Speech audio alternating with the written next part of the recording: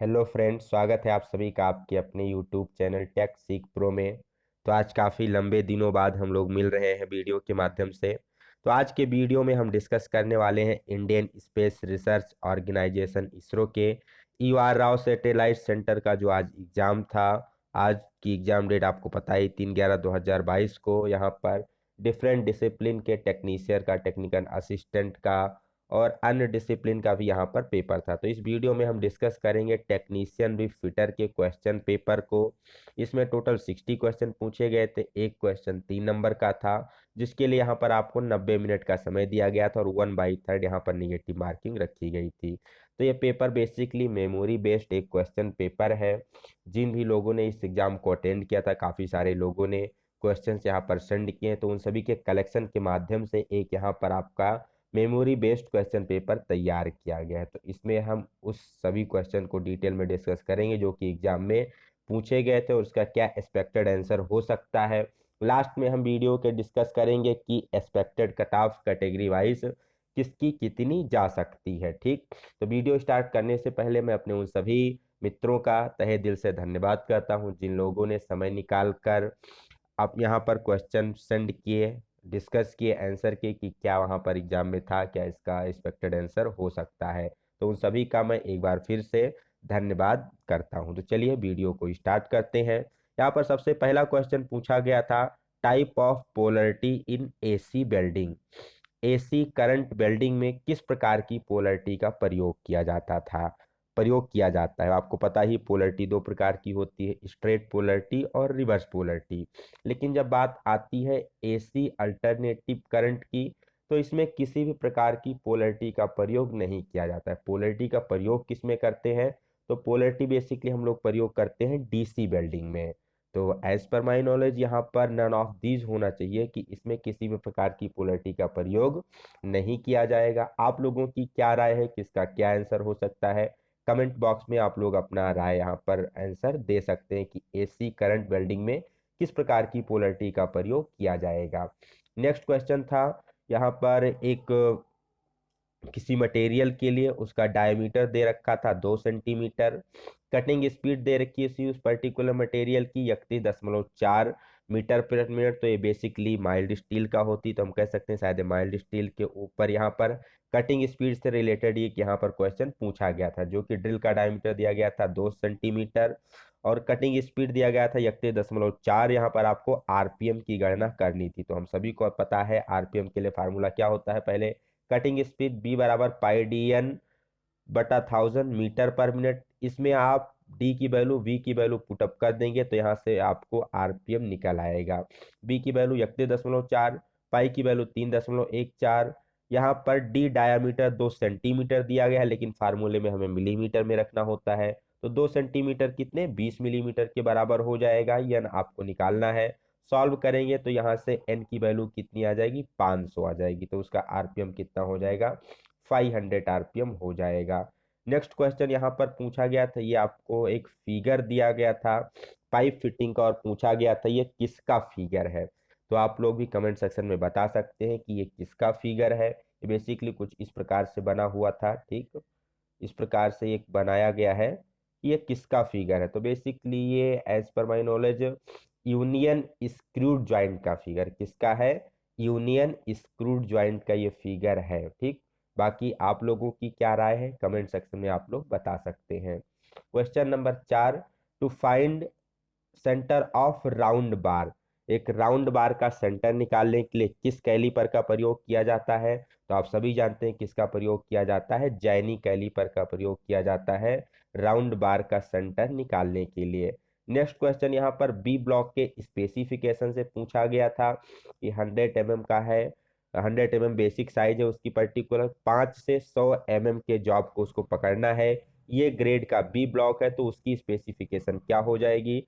तो उसकी स्पेसिफिकेशन कुछ इस प्रकार से लिखते हैं कि बी ब्लॉक 100/5 to 90 IS 2949। तो ये आपका इसका सही आंसर हो जाएगा, specification of B block. Next question पूछा गया था कि बोरिंग में उसकी सरफेस रफनेस कितनी होती है। जब हम किसी भी होल में बोरिंग ऑपरेशन करते हैं तो उसके थ्रू हमें वहां पर कितनी सरफेस रफनेस प्राप्त होती है। तो इसका करेक्ट आंसर है 1.6 टू 6.3 माइक्रोमीटर या माइक्रोन आप कह सकते हैं। 1.6 टू 6.3 माइक्रोन इसका करेक्ट आंसर हो जाएगा। नेक्स्ट क्वेश्चन यहाँ पर पूछा गया था, वायरिंग से एक लंबा चौड़ा स्टेटमेंट दिया गया था एज पर स्टूडेंट्स के अनुसार। तो वहां पर बेसिकली इस क्वेश्चन का मतलब था वायरिंग के लिए अलाउंस कितना दिया जाता है। अगर डायमीटर डी हो वायर का और प्लेट की थिकनेस क्या हो, टी हो, मतलब थिकनेस टी हो, डायमीटर डी हो, तो वायरिंग के लिए अलाउंस क्या होगा।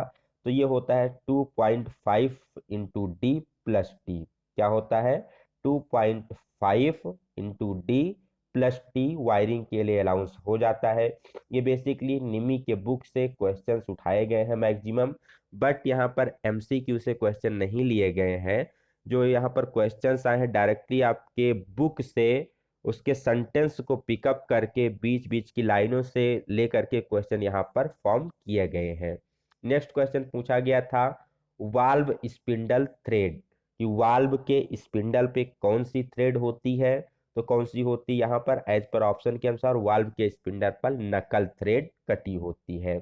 ऑप्शन में शायद एक्मे दिया गया था और उसके साथ एक्मे स्क्वायर कुछ ऐसे ऑप्शन थे, बट एज पर ऑप्शन के अनुसार नकल थ्रेड, शायद सॉरी ऑप्शन में स्क्वायर थ्रेड नहीं दिया गया था। ठीक, तो उसके अनुसार एक्मे थ्रेड यहाँ पर सही हो जाएगा कि वाल्व के स्पिंडल पर एक्मे थ्रेड कटी होती है। नेक्स्ट क्वेश्चन पूछा गया था, आर्क वेल्डिंग में जो इलेक्ट्रोड का कोटिंग फैक्टर होता है उससे रिलेटेड यहाँ पर क्वेश्चन पूछा गया था। तो क्वेश्चन था 1.4 से 1.5 जो कोटिंग फैक्टर होता है ये किसके अंतर्गत आता है। तो बेसिकली ये मीडियम कोटिंग फैक्टर होता है इलेक्ट्रोड का। लाइट होता है 1.25 से 1.3, मीडियम होता है 1.4 से 1.5 और हैवी होता है 1.5 से 2.2। ये किसका होता है, इलेक्ट्रोड का कोटिंग फैक्टर होता है। नेक्स्ट यहाँ पर एक फिगर कुछ इस प्रकार से दिया गया था और पूछा था ये लैप जॉइंट का फिगर है, तो किस प्रकार का लैप जॉइंट है। ठीक, तो टाइप ऑफ लैप जॉइंट यहाँ पर बताना था। तो ये बेसिकली हो जाएगा जॉगल्ड लैप या फिर संक लैप। ये भी निमी के बुक में आपको फिगर मिल जाएगा जब आप खोलेंगे वहां पर सीट मेटल वाला पार्ट। तो टाइप ऑफ लैप जॉइंट में इसको आप पा जाएंगे, जॉगल्ड लैप या फिर संक लैप। नेक्स्ट पूछा गया था एसीटिलीन सिलेंडर जो है, ठीक, एसीटिलीन सिलेंडर में उसका प्रेशर कितना होता है, कितने प्रेशर पर गैस भरी होती है। तो बेसिकली होता है 15 से 16 किलोग्राम पर सेंटीमीटर स्क्वायर, 15 टू 16 किलोग्राम पर सेंटीमीटर स्क्वायर ये होता है। अब यहाँ पर अगर बात की जाए ऑक्सीजन सिलेंडर की तो उसका होता है 120 से लेकर के 150 किलोग्राम पर सेंटीमीटर स्क्वायर। पूछा गया था एसिटिलीन का तो वो 15 से 16 किलोग्राम पर सेंटीमीटर स्क्वायर हो जाएगा।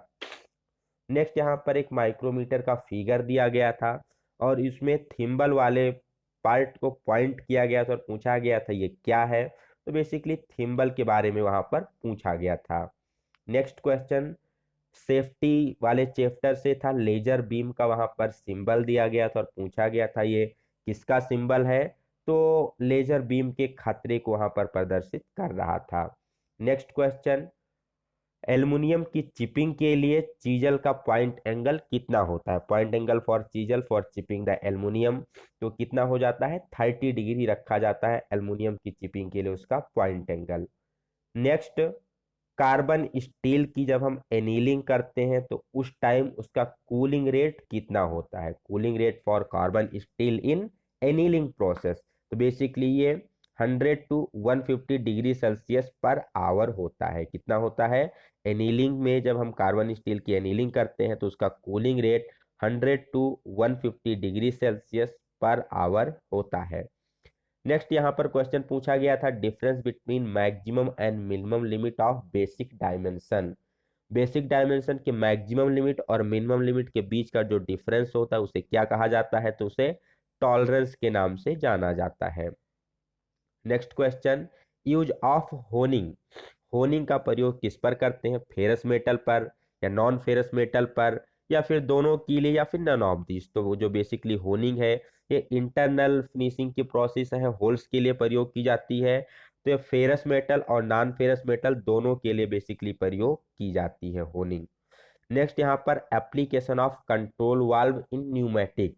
न्यूमेटिक में यहाँ पर कंट्रोल वाल्व का फंक्शन पूछा गया था कि कंट्रोल वाल्व का एप्लीकेशन क्या है, फ्लो को कंट्रोल करने के लिए, डायरेक्शन को कंट्रोल करने के लिए, स्टोरेज के लिए, और वहां पर एक दो ऑप्शन दिए गए थे। तो एज पर ऑप्शन, चूंकि पूरे ऑप्शन यहाँ पर उपलब्ध नहीं है, बट एज पर कैंडिडेट इसका ऑप्शन जो आपका था ऑल ऑफ दीज था, चूंकि यहाँ पर कंट्रोल वाल्व को स्पेसिफाई नहीं किया गया था कि डायरेक्शन कंट्रोल वाल्व या फिर फ्लो कंट्रोल वाल्व। तो फ्लो भी ऑप्शन में था शायद, और डायरेक्शन का भी शायद ऑप्शन में था, इसलिए ऑल ऑफ दीज की तरफ वहां पर गए थे लोग। ठीक, ये फ्लो को कंट्रोल करता है, डायरेक्शन को कंट्रोल करता है, और स्टोरेज को भी कंट्रोल करता है। नेक्स्ट क्वेश्चन पूछा गया था compound rest swivel angle horizontally, means up to what angle we can swivel the compound rest horizontally. Compound rest को क्षैतिज रूप से कितने डिग्री के कोण पर झुकाया जा सकता है। तो ये बेसिकली कितना झुकाया जा सकता है, एज पर निमी के अनुसार 360 डिग्री एंगल इसको हम मूव कर सकते हैं, उसको हम स्विवेल्ट कर सकते हैं।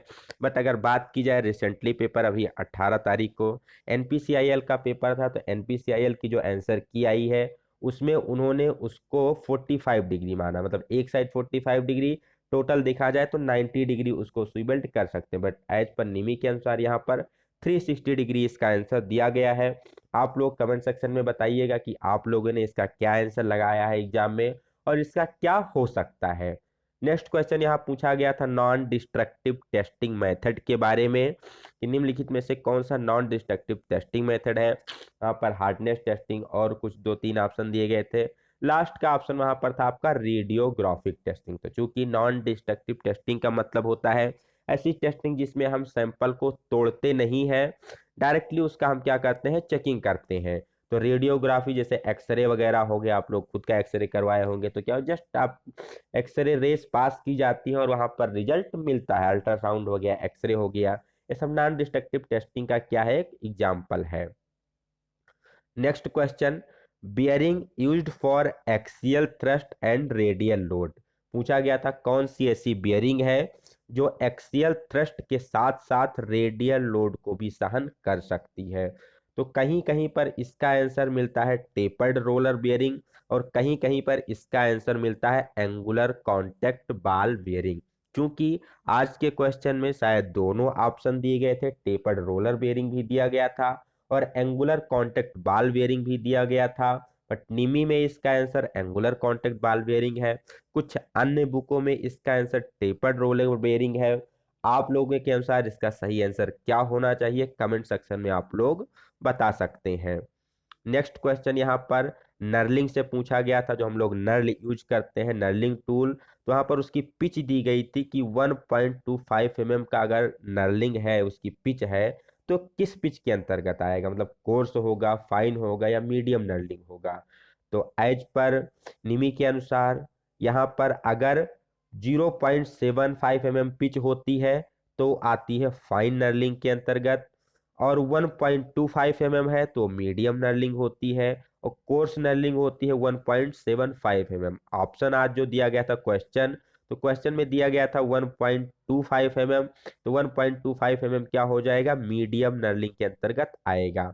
अब यहाँ पर रिड्यूस इन डायमीटर देख लेते हैं कि अगर हम फाइन नर्लिंग करते हैं तो 0.1 mm डायमीटर में कमी आती है, कोर्स नर्लिंग करते हैं तो 0.3 mm होती है, और फाइन नर्लिंग में 0.2 mm उसके डायमीटर में कमी आती है। क्योंकि नर्लिंग क्या होता है, वो मेटल को क्या करता है, उसी में रिमूव कर देता है हल्का सा, बहुत माइन्यूट मात्रा में, ग्रिपिंग को बढ़ाने के लिए। तो उसमें कुछ ना कुछ डायमीटर में कमी आती है, जो कि यहाँ पर आपका दिया गया है। आज के क्वेश्चन के अनुसार 1.25 mm मीडियम को इंडिकेट करता है।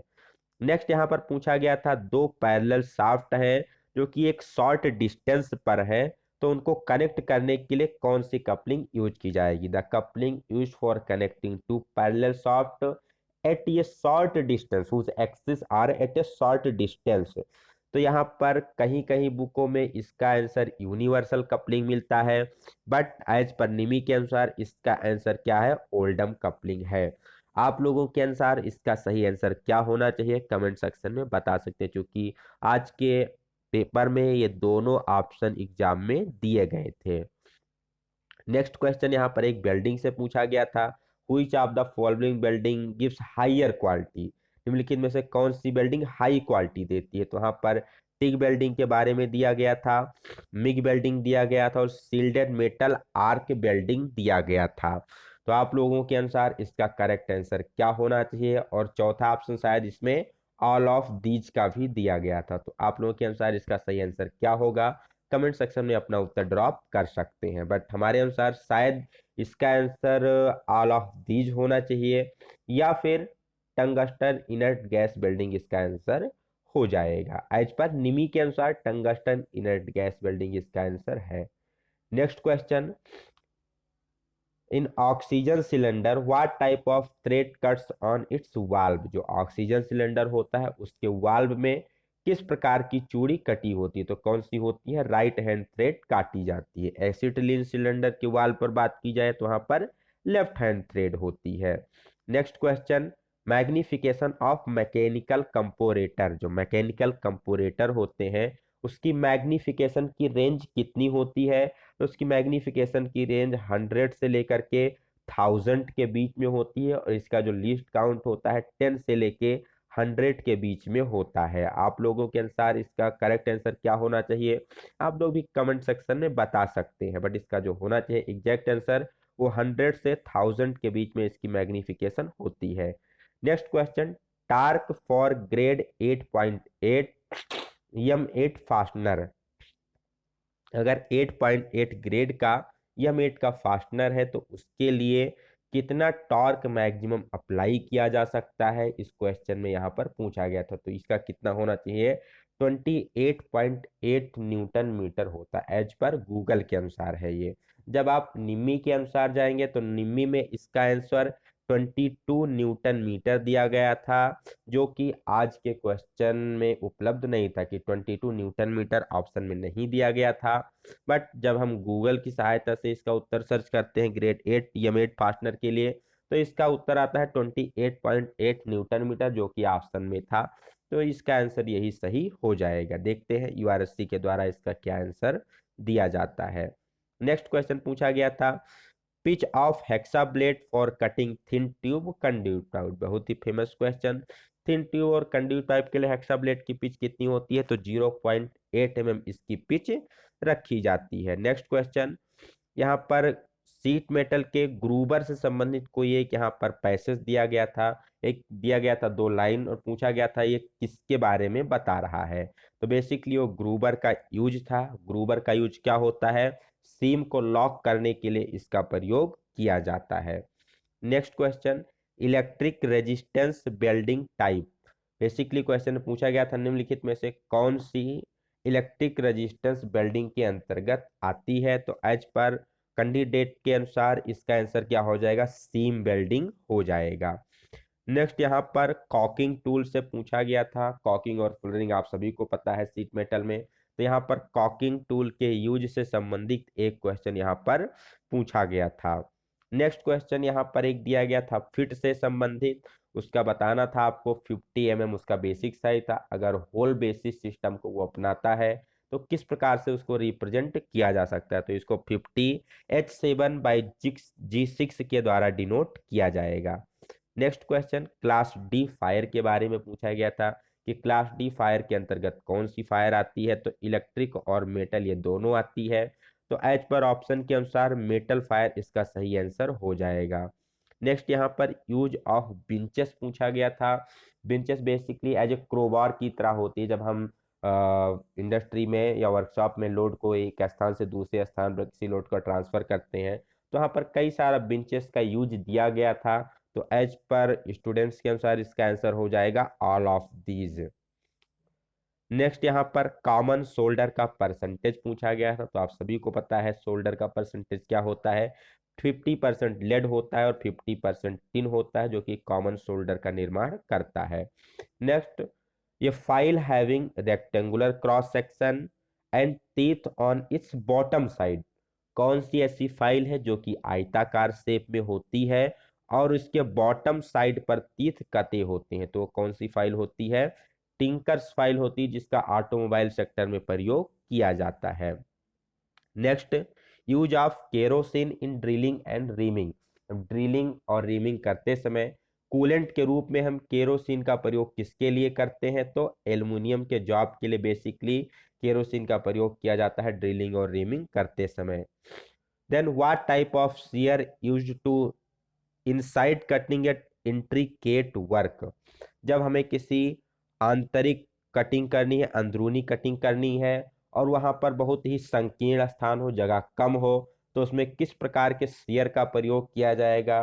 क्योंकि इसका ऑप्शन उपलब्ध नहीं हो पाया है, इसलिए करेक्ट आंसर इसका हम नहीं बता सकते।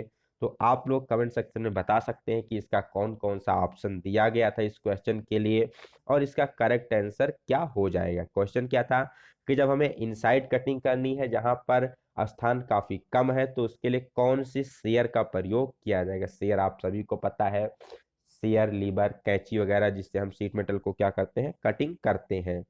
नेक्स्ट क्वेश्चन यहाँ पर पूछा गया था 95% कॉपर 5% जिंक, तो ये किसको प्रदर्शित करता है? तो ये ग्लिंडिंग मेटल को प्रदर्शित करता है। जो ग्लीडिंग मेटल होती है 95% कॉपर और 5% जिंक के मिलने से बनती है। आभूषण वगैरह को बनाने के लिए बेसिकली ग्लीडिंग मेटल का प्रयोग किया जाता है। नेक्स्ट यहाँ पर ये आपको सिंबल दिया गया था और पूछा था ये किसका सिंबल है? तो ये लुब्रिकेटर का सिंबल है। किसका सिंबल है? लुब्रिकेटर का सिंबल है। यहाँ पर कुछ स्टूडेंट बता रहे थे कि ये बेसिकली उसका क्या नाम, फिल्टर का सिंबल है, लेकिन फिल्टर का सिंबल कैसा होता है? तो फिल्टर के सिंबल में यहाँ पर एक डॉट डॉट लाइन होती, तो ये फिल्टर का सिंबल होता है। अगर ये दोनों डॉट लाइन ना हो, केवल यहीं पर एक सिंगल लाइन हो, तो ये किसका हो जाता है? लुब्रिकेटर का सिंबल हो जाता है। तो ये 40 क्वेश्चन थे ट्रेड थ्योरी के पोर्शन ये से। ट्रेड थ्योरी के पोर्शन बी में 20 क्वेश्चन थे, उसको हम देख लेते हैं, जो कि बेसिकली WCS से रिलेटेड थे। यहाँ पर पूछा गया था for a rectangle if its length is double of it width and perimeter is 60 centimeter, then what will be its area? कोई एक आयत है जिसकी जो लंबाई है उसकी चौड़ाई की 2 गुनी है। यदि इसका परिमाप 60 सेंटीमीटर हो तो इसका एरिया कितना होगा, इसका क्षेत्रफल कितना होगा? तो हम मान लेते हैं कि चौड़ाई x है तो लंबाई 2x हो जाएगी। अब क्वेश्चन के अनुसार अगर देखा जाए कि आयत का परिमाप कितना होता है, 2 लंबाई प्लस चौड़ाई होती है बराबर 60। तो यहाँ से जो हम कैलकुलेट करेंगे तो x की वैल्यू आ जाएगी 10, मतलब उसकी जो चौड़ाई है वो 10 हो जाएगी और लंबाई कितनी हो जाएगी, 20 हो जाएगी। अब एरिया निकालने के फार्मूला आप सभी को पता है, एरिया का क्या होता है, लेंथ इंटू ब्रेथ। तो 20 गुणे 10 बराबर कितना हो जाएगा, 200 सेंटीमीटर स्क्वायर इसका करेक्ट आंसर हो जाएगा। नेक्स्ट क्वेश्चन यहाँ पर बेसिकली डक्टिलिटी का डिफिनेशन दे दिया गया था कि ability of material to be drawn into wire without breaking and all. So ये क्या हो जाता है, बेसिकली डक्टिलिटी होती है जो कि वायर के रूप में उसको कन्वर्ट कर सकती है। नेक्स्ट यहाँ पर प्राइम नंबर पूछा गया था कि निम्नलिखित में से कौन सा अभाज्य संख्या है? तो यहाँ पर कई सारे ऑप्शन दिए गए थे, तो एज पर ऑप्शन के अनुसार उसका करेक्ट आंसर क्या था, 17, 17 उसका सही आंसर था। नेक्स्ट यहाँ पर पूछा गया था ये bus travel 60 meter in 5 second, calculate its average velocity in kilometer per hour. तो यहाँ पर बेसिकली देखा जाए तो बस 60 मीटर 5 सेकेंड में तय करती है। तो इसकी हमें क्या निकालनी है, एवरेज वेलोसिटी। एवरेज वेलोसिटी क्या होती है, total distance upon total time. तो डिस्टेंस क्या है, 60 है, टाइम है 5। अब ये मीटर पर सेकंड में हमें निकालना है किलोमीटर पर आवर में, तो 18/5 से मल्टीप्लाई कर देंगे। जब इसको आप सॉल्व करेंगे तो इसका आंसर कितना आ जाएगा, 43.2 किलोमीटर पर आवर इसका करेक्ट आंसर हो जाएगा। नेक्स्ट यहाँ पर पूछा गया था एक बेसिकली कोई टायर था जिसका डायामीटर दिया गया था 300 mm और दिया गया था आरपीएम 60 आरपीएम मतलब राउंड पर मिनट, तो उसकी पेरीफेरल स्पीड कितनी होगी, उसकी परिधीय गति कितनी होगी?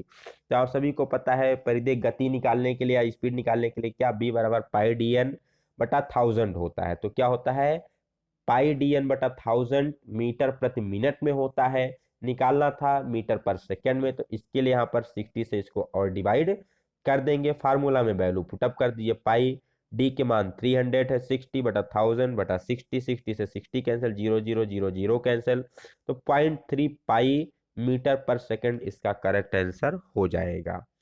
चलते हैं नेक्स्ट क्वेश्चन की तरफ। यहाँ पर एक इक्वेशन दिया गया था 9a³ + 8b³ - c³ + a³ - 4b³ +3, basically क्या लिखा हुआ 3 लिखा हुआ है।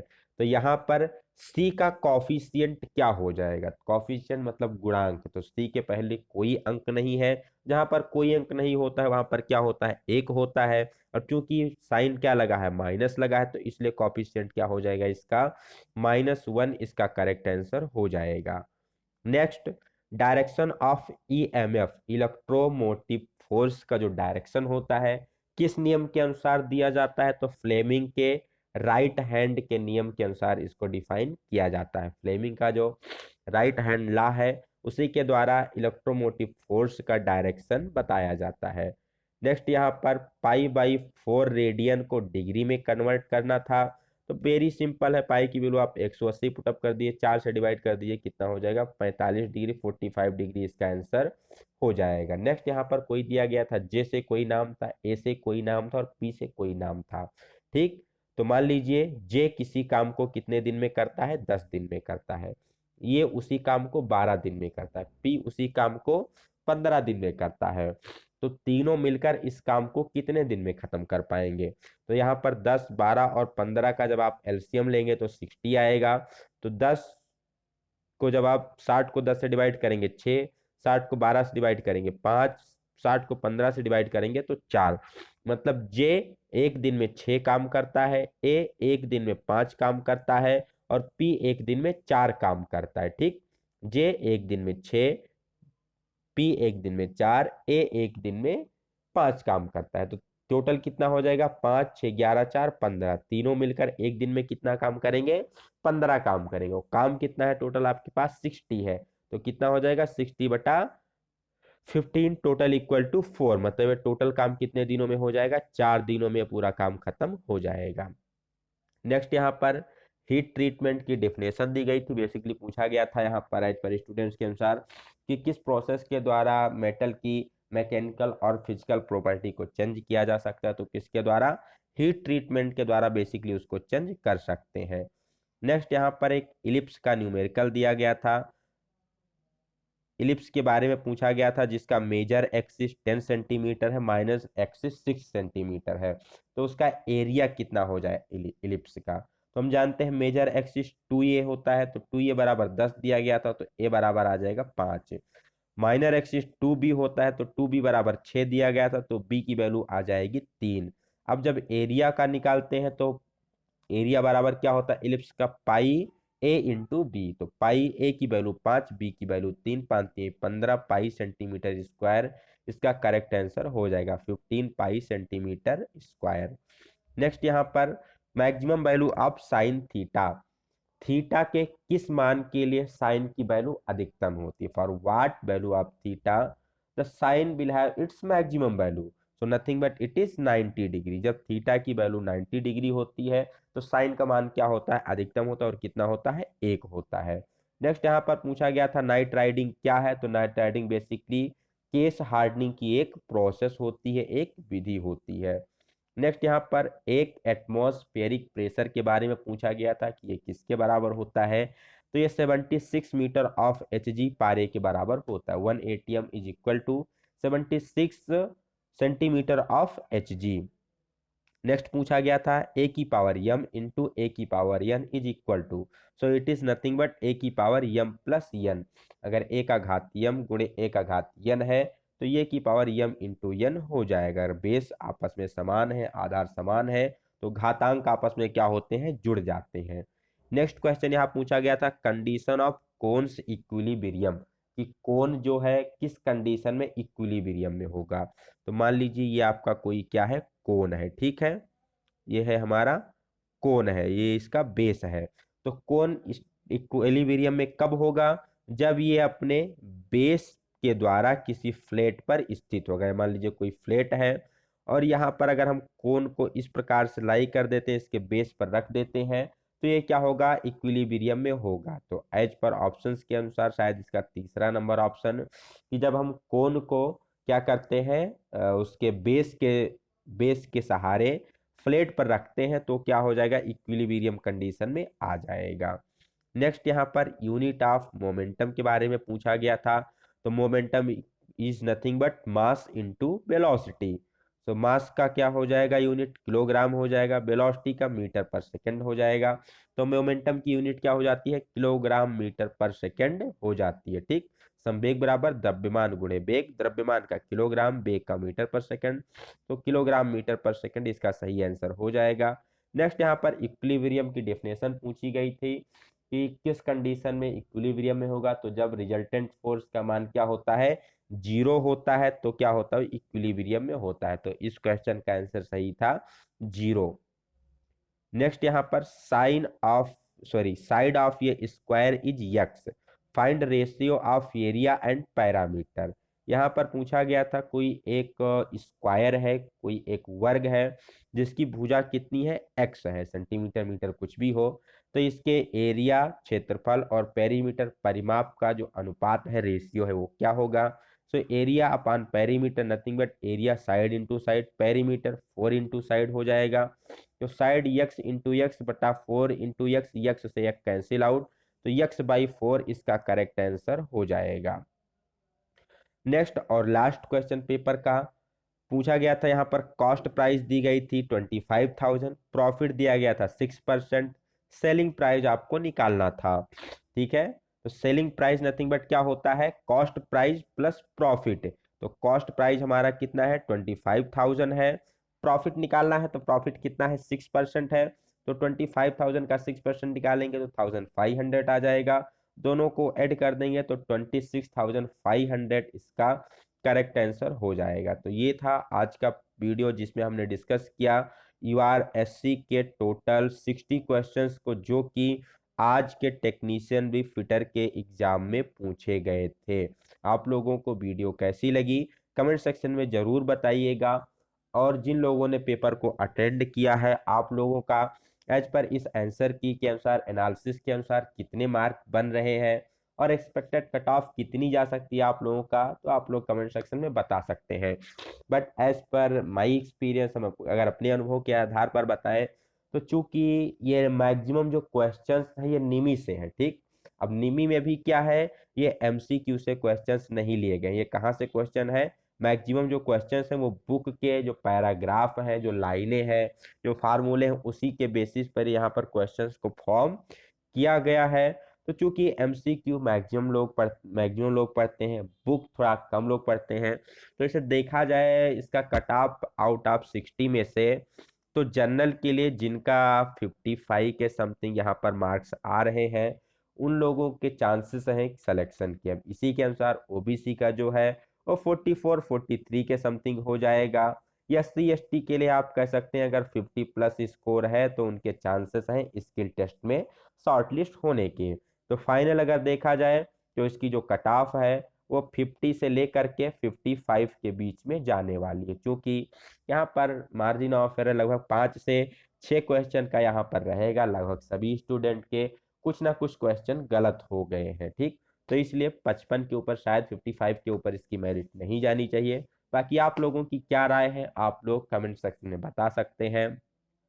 अगर चैनल पर पहली बार विजिट कर रहे हैं तो चैनल को सब्सक्राइब करके बेल आइकन का बटन जरूर दबाएं। वीडियो कैसी लगी कमेंट सेक्शन में जरूर बताइएगा। मिलेंगे एक नए वीडियो के साथ, तब तक के लिए have a good day, best of luck, bye bye सभी को।